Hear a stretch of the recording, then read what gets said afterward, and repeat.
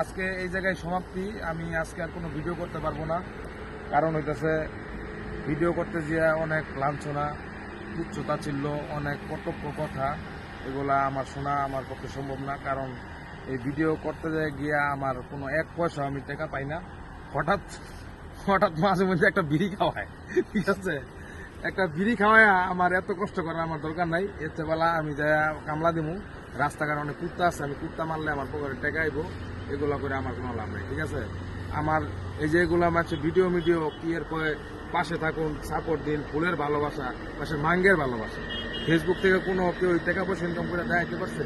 Facebook কিন্তু বান্তাছে উল্টা টুইটে কয়েকটা কি রিপন ভিডিও, তারপর আরো কিছু আছে, এই যে অপু ভাই, টিকটকার মামুন, আবি জাবি, ওরা আসলে খায়া দেয় কোনো কাজ কাম নাই, ঠিক আছে। ওরা এসে আসলে কি কোনো থার্ড ক্লাস পোলা পাইন, আবার কোনো বাপ মার কোনো শিক্ষা দীক্ষা নাই। কয় পোলান কি করতেছে না করতেছে। জীবনে যদি সবাই এইগুলা করে যদি ইনকাম করতো, তাহলে মানুষে যে ট্রাকও চালাইতো না, বাসও চালাইতো না, গার্মেন্টস চাকরিও করতো না, সবাই খালি এগুলোই করতো। আমি এগুলোতে বিশ্বাসী না। আমি গরিব ঘরের সন্তান, আমি পরিশ্রম করবো, ইনকাম করবো। এইসবের ভিতরে আমার নেক্সট টাইম আর ভিডিওর ভিতরে আমার ডাকবে না। আমার কোনো ভিডিও করার কোনো ইচ্ছাও নাই, এগুলো আমার ভাইরাল হওয়ার কোনো ইচ্ছা নাই। তোমরা যে যাই ভাবো, আমি এইসবের ভিতরে নাই। যে ভিডিও করতেছে এটা আমি এটা মনের কষ্ট আমি কইতেছি, ওর আমি না করছি ভিডিও করতে, তাও ওই করতেছে।